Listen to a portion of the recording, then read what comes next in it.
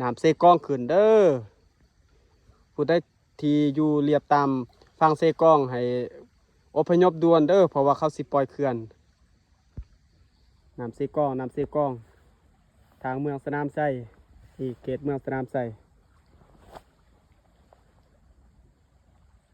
น้ำเซกองขึ้นพี่น้องเอ้ยคุณจะเบิ่งคอนมันไหล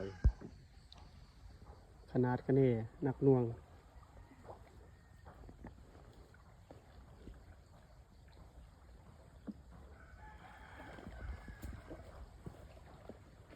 มันคือสิบเจือนดอกเนาะ